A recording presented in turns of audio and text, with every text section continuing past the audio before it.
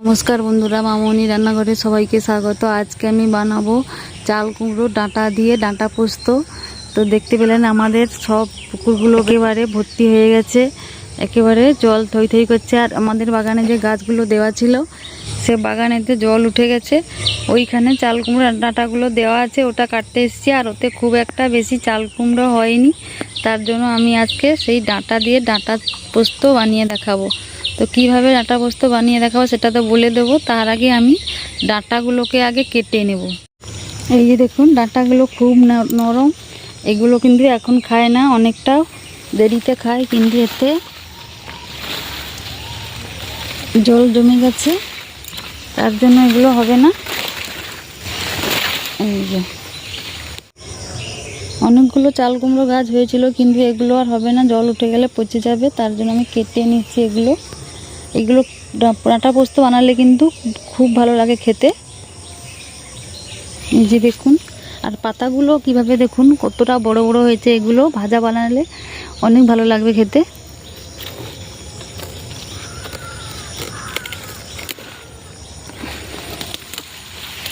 এই যে আমি এইটুকুনি নেব, খুব বেশি নেব না, পরে রান্না করব। এটাই হলে হয়ে যাবে। তো ডাঁটা তো কাটা আমার হয়ে গেছে বন্ধুরা। এবার যাই রান্নাঘরে, কীভাবেই ডাঁটা পোস্তটা বানাবো আমি দেখিয়ে দেব। এই দেখুন কতটা জল হয়ে গেছে। এই যে দেখুন, আমি রান্নাঘরে চলে এসেছি। আর দেখুন, একটা ফুটো করা গামলি নিয়ে নিয়েছি, আর বঁটিটাও নিয়ে নিয়েছি। এবার ডাঁটাগুলোকে আমি কেটে নেব।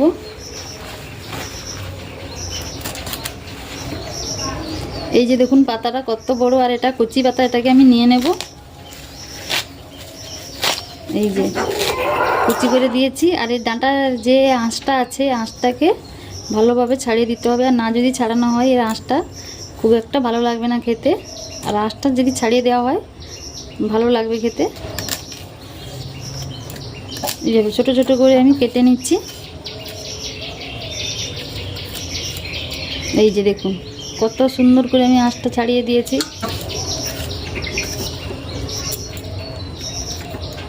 এইভাবে করে আমি আঁশ ছাড়িয়ে ডাঁটাটাকে কেটে নেব। আর কচি পাতাগুলোকে নিয়ে নেব। এটাও দেখুন কচি পাতা। আর পাতাগুলোকে দেখে নেবেন পোকা যাতে না থাকে। এই যে দেখুন ডাঁটাগুলোকে কেটে নিয়েছি। আর আলুটাকে দেখুন, আলুটাকেও কেটে নিয়েছি। আর আমি এখানে ছোট করে দুটো আলু দিয়েছি। আলুটাকেও ডাঁটার মতো লম্বা লম্বা করে কেটেছি। এই যে দেখুন, এটা আমার কাটা হয়ে গেছে। আর কচি পাতাগুলোকে নিয়ে নিয়েছি। আর যেগুলো নেব না সেগুলো ফেলে দিয়েছি। আর ফুলগুলো দেখুন কত সুন্দর হলুদ একেবারে। এটা আছে যে চাল কুমড়োর ফুল। তো ওটা আমার কাটা হয়ে গেছে। এটাকে ধুয়ে উনুনটাকে আমি ধরিয়ে নেব। এই যে দেখুন, উনুন ধরিয়ে আমি কড়াই বসিয়ে দিয়েছি। এবার কড়াইতে তেল দিয়ে দেব। তেল ভালোভাবে গরম হয়ে গেছে। এবার খুন্তি দিয়ে একবার কড়াতে মাখিয়ে নেব।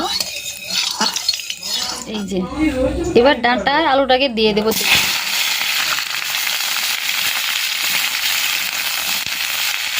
এই যে দেখুন, আলু আর ডাঁটাটাকে আমি ভালোভাবে কষিয়ে নিয়েছি। আর কীভাবে কষিয়েছি দেখুন এইভাবে।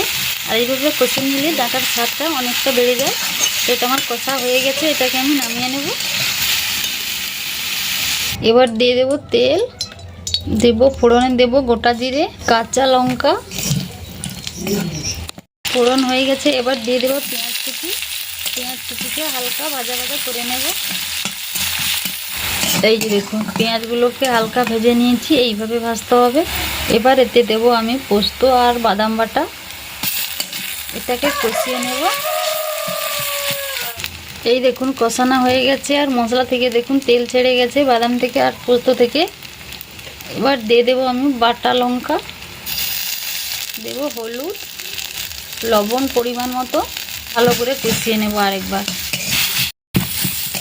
এই যে দেখুন খুব ভালোভাবে নেড়ে নিয়েছি। আর দেখুন সবকটা একেবারে ভালোভাবে মিশে গেছে। এবার মশলা জলটা দিয়ে দেব।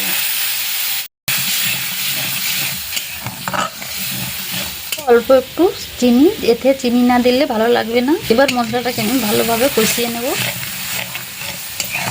এই যে দেখুন, মশলা কষানোর পরে মশলার উপরে তেল ভেসে গেছে, এটা কষানো হয়ে গেছে মশলাটা।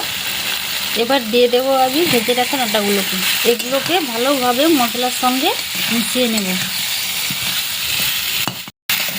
এই যে দেখুন ভালোভাবে মশলাটাকে আমি মিশিয়ে নিয়েছি।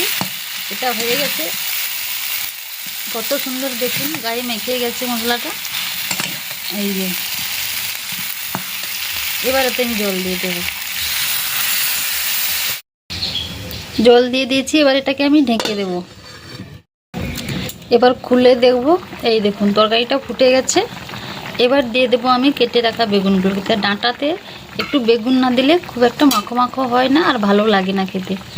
তার জন্য আমি একটা বেগুন লম্বা লম্বা করে কেটে দিয়ে দিয়েছি। এবার এটাকে ঢেকে দেব সব কিছু সেদ্ধ হওয়ার জন্য। ঢাকাটা খুলে দেখবো কতটা রান্না হয়েছে। এই যে জলটা শুকিয়ে এসছে, আর বেশি শুকানোর দরকার নেই। এই যে দেখুন একেবারে মাখো মাখো হয়ে গেছে। আর দেখি সবজিগুলো সেদ্ধ হয়েছে কীরকম। এটা বেগুন সেদ্ধ হয়ে গেছে, এটা ডাঁটা সেদ্ধ হয়ে গেছে, এটা আলু। এই যে দেখুন হয়ে গেছে। এই যে একেবারে রেডি ডাঁটা পোস্ত। এটাকে আমি নামিয়ে দেখাবো কীরকম হয়েছে।